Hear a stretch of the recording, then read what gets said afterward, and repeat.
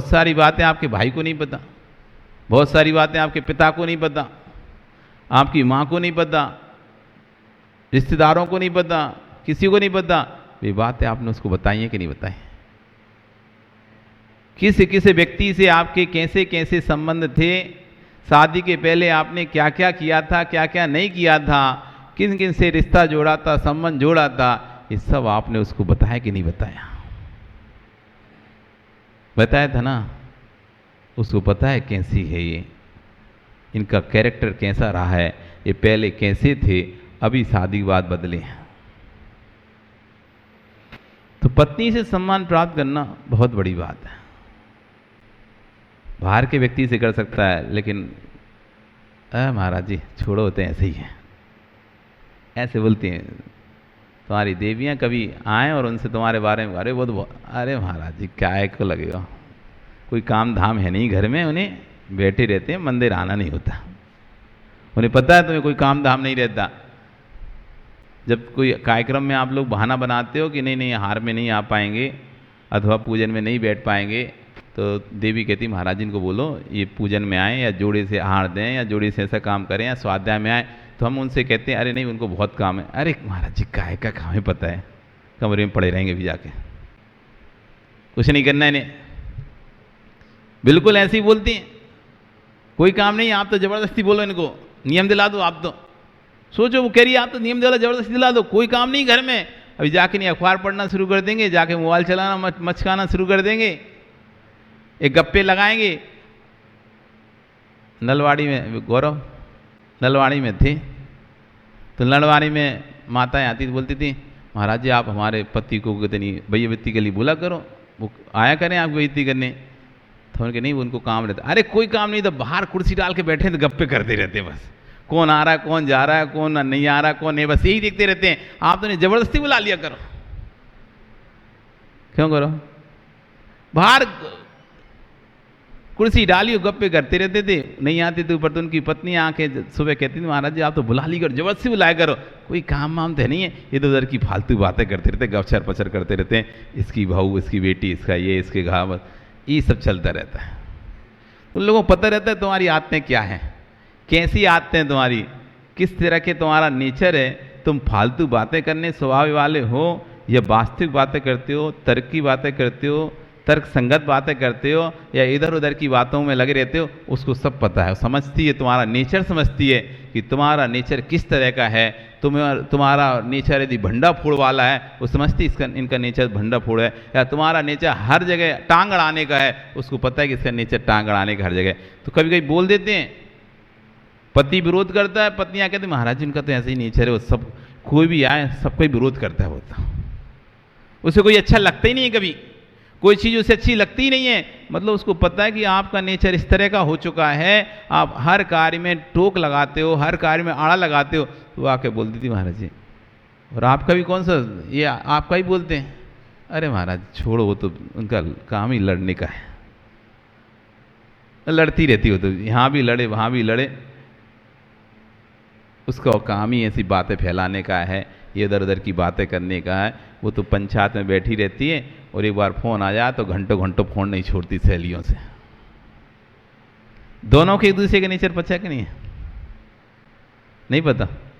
आदित्य पता है ना? तो अब उनसे सम्मान प्राप्त करना कि जिनको तुम्हारे स्वभाव के बारे में पता है, जिनको तुम्हारे अंदरूनी बातों के बारे में पता है, उनसे सम्मान प्राप्त करना कितनी बड़ी बात है ना?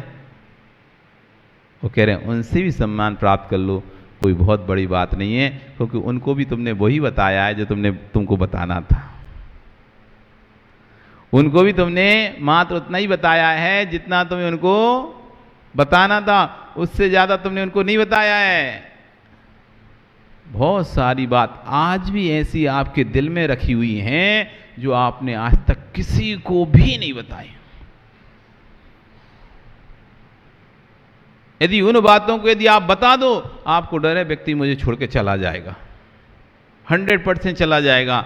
ऐसी बहुत सारी दिल की बातें आपके दिल में हैं कि नहीं है?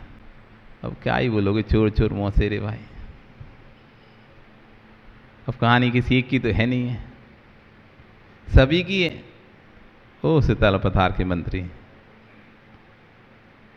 नहीं है कोई ऐसी बात जो आज तक दिल में ना रखी हो, जो तुमने अपनी पत्नी को भी नहीं बताई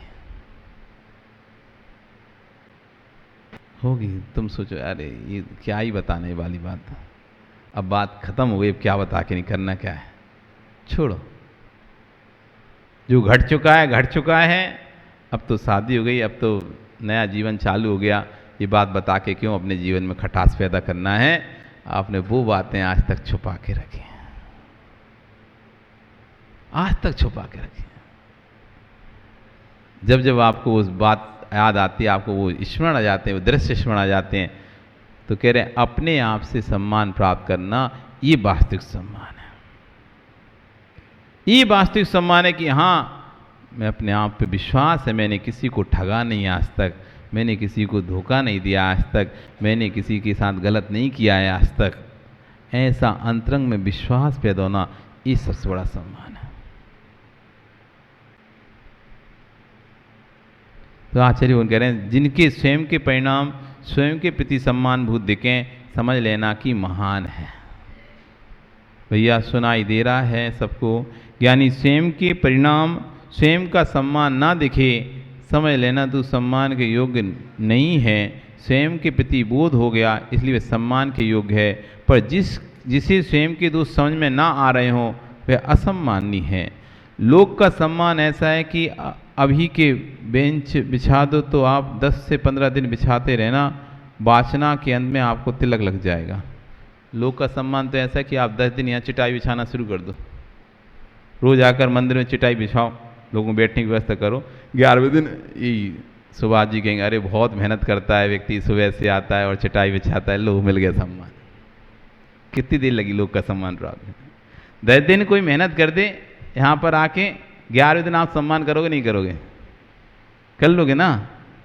लोग का सम्मान ऐसा है, 10 दिन आप मेहनत करो, 10 दिन ये चटाई बिछाओ, देखना 11वें दिन बीकम जी कहेंगे भैया इनका एक इसका सम्मान होना चाहिए। क्यों? अरे 10 दिन से रोज सबकी सेवा कर रहा है, ये रोज चिटाई बिछाता है, आता है पहले से और पहले से आके सब चिटाई मिटाई बिछा के इकट्ठा कर देता है। तो कह रहे हैं लोग का सम्मान तो 10 दिन में प्राप्त कर सकते हो आप, कोई बहुत बड़ी बात नहीं लोग का सम्मान प्राप्त करने में।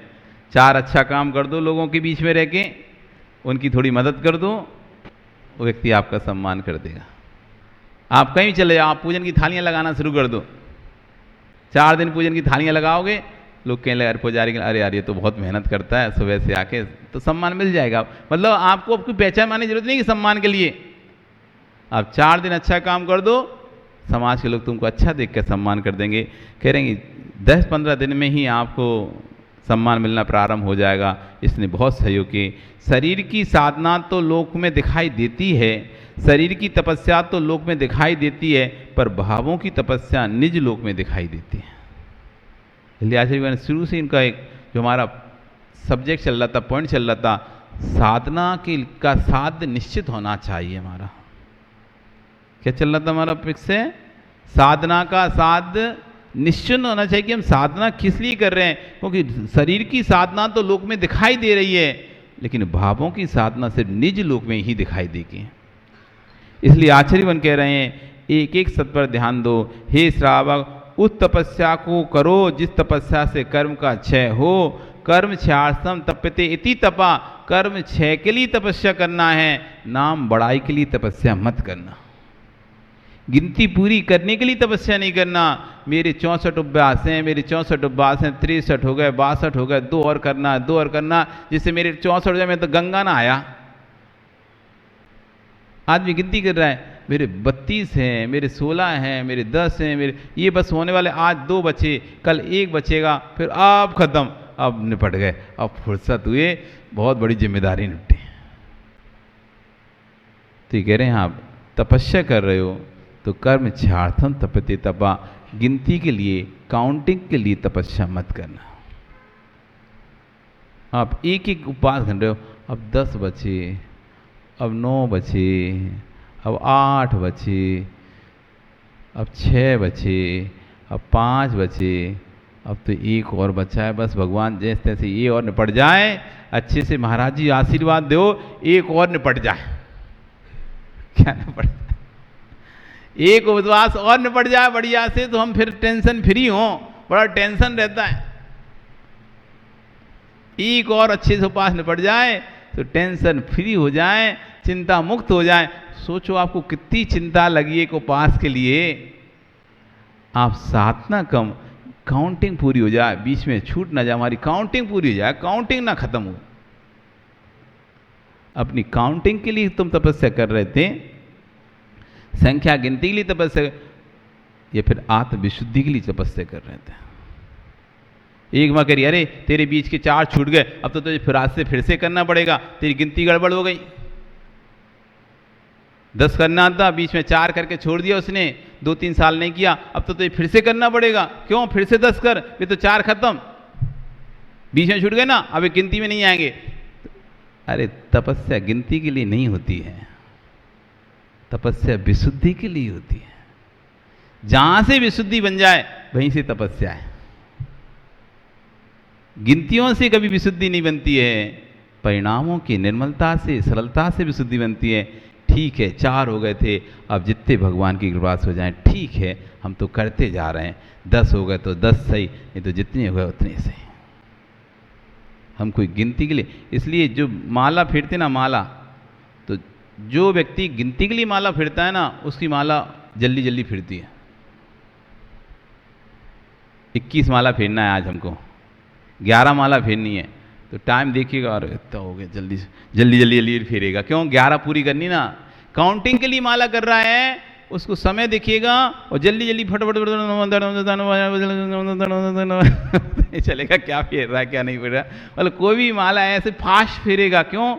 11 माला पूरी करनी है, तो उसका मन लगेगा ही नहीं, किंचित मात्र मन लगेगा नहीं माला फेरने में। उसको बस देखेगी 5 हो गई, अब 2 और फेर लें, 7 हो गई, आज इतना ही फेरना है, 7 माला। तो गिनती के लिए जब माला फेरता है तो उसका मन 1% भी माला में लगता ही नहीं है, क्योंकि उसका पूरा ध्यान किस में रहता है? गिनती में रहता है।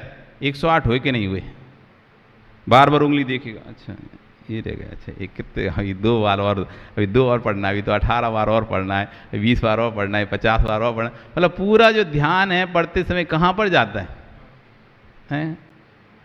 काउंटिंग नहीं जाता है। माला भी आप जब फेरती हो ना, और रह गई, तो आधी रह गई, फेरते फेरते बीच में माला देखने लगते हो, अभी आधी बाकी बची है, और तो समय भी नहीं दिखाई दे रहा, माला भी आधी बची है।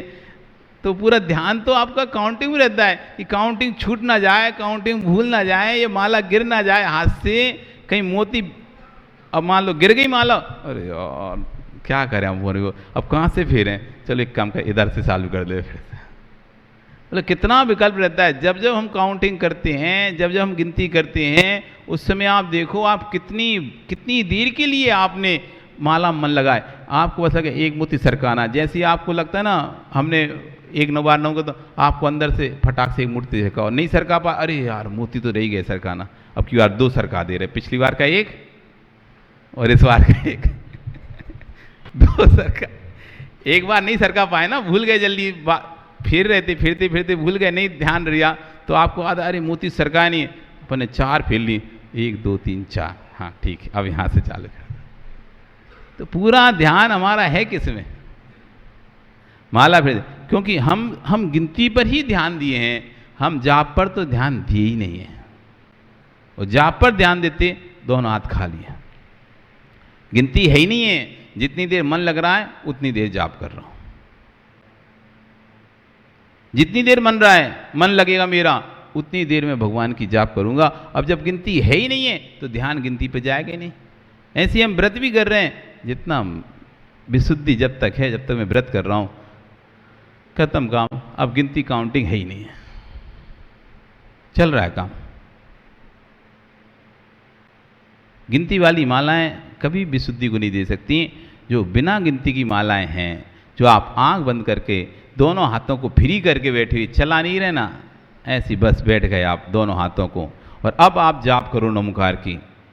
अब आप नमोकार का माला फेरो, जितनी फिर जाए उतना फेर लो, जितनी गिनती है ही नहीं कि 108 बार में एक बार होगी, आप तो बस जाप कर रहे हो ना, हमारा कोई काउंटिंग ही नहीं है। जितनी देर अच्छे से मन लगा उतनी देर आपने माला फेरी, मन नहीं लगा, भगवान का नाम लेके उठ के चले गए, बस। आ रहा कसम है असो। तो कर्म क्षय से तपती थी तपा, जो कर्म क्षय के लिए तपा जाता है उसे का नाम तप है। और जिसमें कर्म क्षय का लक्ष्य नहीं है वह ज्ञानी तपस्या को प्राप्त नहीं होता है। चक्रवर्ती भी 8 उपवास करता है, नारायण भी उपवास करता है, जब दिग्विजय के लिए निकलते हैं। ये राज तप है, राशि तप है। और कहीं अपनी इच्छा की पूर्ति ना हो तो लोग चौराहे पर बैठकर अनशन भी करते हैं। हे ज्ञानी, ये हड़ताल है, भूख हड़ताल है। कोई व्यक्ति यूँ कहे कि मेरी इच्छा पूर्ति नहीं हो रही है इसलिए मैं उपवास किए लेता हूँ, ज्ञानी उपवास ही करना था तो इच्छा से रहित होकर करता तो अनशन तप हो जाता। ये तो तू साकांक्षा से कर रहा है, इसलिए परिग्रह है। नोट कर लो ये बात कि मेरा आप इच्छा पूरी नहीं कर रहे हैं इसलिए आज हम खाना नहीं खाएंगे, और आपने उपवास कर लिया तो ये तो आपका परिग्रह ही हो गया। उपवास भी किसके लिए कर रहे थे? इच्छा पूर्ति के लिए कर रहे थे। आप मिजाज बन के कहीं किसी शहर में पधारे, आपने कहा पंडित जी मैं आया हूँ और मेरे लिए धानुष्ठान होना चाहिए, और यदि आपने धार्मिक अनुष्ठान नहीं कराया तो कल मैं आहार नहीं करूँगा। तो कह रहे हैं समाज विषमता में निर्णय कर तब तक मेरा उपवास है। हे स्वामी, क्यों स्वपर्ण के परिणाम हिंसा कर रहे हैं? लोग कहेंगे महाराज ने तो ठीक किया, धार्मिक अनुष्ठान के लिए किया, अच्छा ही तो किया है। हाँ, लोग की आंखें बहुत अंधी हैं, खुली आंखें भी अंधी हैं। वो जितने भी अनिष्ट हुए खुली आंखों से हुए हैं। लोग कहेगा अच्छा किया, लेकिन कर्म कहेगा तुमने जो उपवास किया है वो कर्म क्षयार्थम नहीं था, इच्छा की पूर्त्यार्थम था। इच्छा की पूर्ति करनी थी, हमें ऐसा काम कराना है, इसलिए हमने उपवास कर लिया। तो उपवास का फल प्राप्त नहीं होगा। उपवास आपका लंघन ही है, भूख हड़ताल ही है वो एक तरह से। एक भूख हड़ताल चौराहे पर बैठ के हो रही है, एक भूख हड़ताल कमरे में हो रही है, बस अंतर इतना ही है। हमारा काम नहीं करोगे तो हम आज आहार नहीं करेंगे, ये भूख हड़ताल ही तो है। हमारी मांगे पूरी करो, बस। एक कमरे में बैठ के अपनी मांग पूरी करवा रहा है और एक चौराहे पे बैठ के मांग पूरी करा रहा है, दोनों हैं तो एक ही है। इसलिए आचार्यगण यहाँ पर कह रहे हैं कि साकांक्षा से सहित होकर, आकांक्षाओं से सहित होकर कभी भी अपने तपस्या को मत करो। तपस्या करनी है तो कर्म क्षयार्थम तपते ति तपा, कर्म क्षय के लिए ही तपस्या करो। वही तपस्या सार्थक है जो कर्म क्षय के लिए है, और जो तपस्या कर्म क्षय के लिए नहीं है वह कितनी भी कर ली जाए, भारी मात्रा में भी कर ली जाए, उससे कोई भी फायदा होने वाला आपको नहीं है। अब आपकी जैसी मर्जी, जम रुचि तम कुज्जा। अब जैसा रुचि, आचार्य काम है समझाने का, उन्होंने समझा दिया। अब आपको जम रुचि तम कुज्जा, जैसा रुचि वैसा करो। आपका समय हो गया, कल फिर आओगे, पर आ रही तो फिर चर्चा करेंगे। बोली भगवान महावीर स्वामी की।